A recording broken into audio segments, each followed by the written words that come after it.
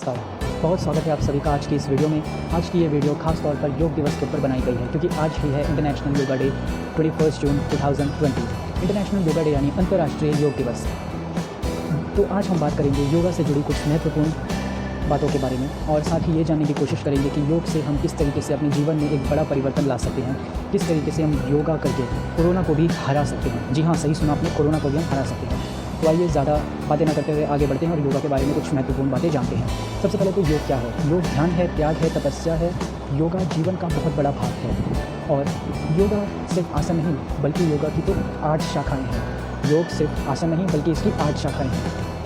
प्राणायाम, प्रत्याहार, ध्यान, धारण, साधना, तपस्या, त्याग, ये सब योगा की 8 शाखाएँ हैं। तो अब हम जानते हैं योगा से जुड़े कुछ महत्वपूर्ण आसन के बारे में।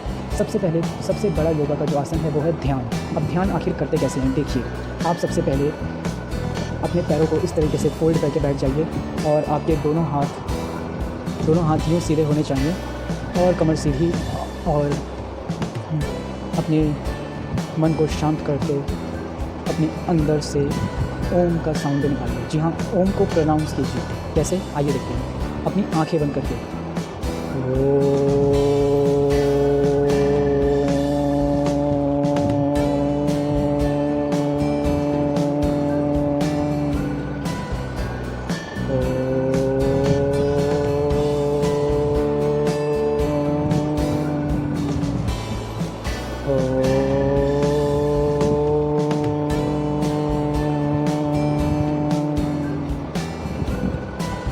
देखिए, जब भी आप ओम करें तो एक बार नहीं, कम से कम 3 बार, 3, 5 या 7 या 11 सारे ऑड नंबर्स में ओम करा जाता है।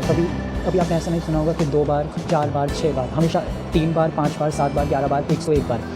अब हम जानते हैं योगा से जुड़े कुछ दूसरे आसन के बारे में।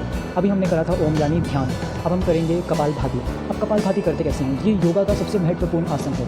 अगर आप इसे रोज़ करेंगे ना तो यकीन मानिए कि आपका दिमाग कभी भी गलत रास्ते पर नहीं जाएगा, कभी भी आपको नेगेटिव फीलिंग्स नहीं आएंगी, कभी भी आपको नेगेटिव थॉट्स नहीं आएंगे और कभी भी आपको अंदर ही अंदर बेचैनी नहीं होगी, कभी भी आपको कोई चीज़ नहीं सताएगी। स्ट्रेस हमेशा कम रहेगा और आपकी अंतरात्मा हमेशा शांत रहेगी। तो आइए देखते हैं इसको करते कैसे हैं।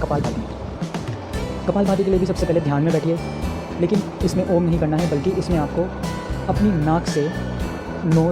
नाक से सांस को बाहर की तरफ फेंकना है, यानी इनहेल नहीं करना है, सांस को एक्सेल करना है, वो भी नोज़ का यूज़ करते वक्त। तो आइए देखते हैं करते कैसे हैं। आप इस माइक में सुनिए कि आवाज़ कैसे आती है और जब आप नाक से सांस बाहर फेंकेंगे तो आपका पेट अंदर की तरफ जाना चाहिए।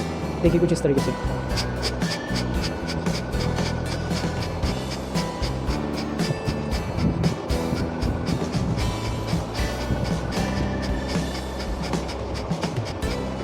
इनको कम से कम 25 से 30 बार।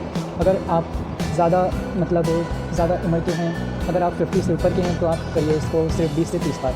और अगर आप यंग हैं यानी आप 15 से लेकर 40 तक की एज के हैं तो आप इसको करिए 50 से 100 टाइम्स।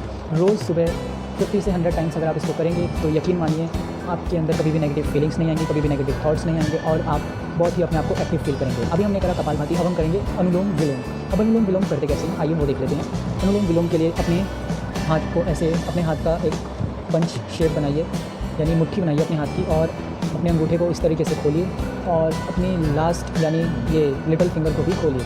इन दोनों को ऐसे करिए, ठीक है, ऐसे करिए। जब हम उसके बाद हमें अपनी जो राइट वाली नोज़ है, ये मेरी राइट इस तरफ है तो आपकी इस तरफ होगी। मेरी जो राइट वाली नोज़ है, इस राइट वाली नोज़ को थंब से बंद करना है और फिर लेफ़्ट वाली नोज़ से इनहेल करना है। फिर लेफ़्ट वाली नोज़ को छोटी फिंगर से बंद करना है और फिर थंब राइट वाली नोज़ से हटाते हुए उस नोज़ से एयर को एक्सेल करना है। तो आइए देखते हैं करते कैसे। देखिए कुछ इस तरीके से ऐसे करिए।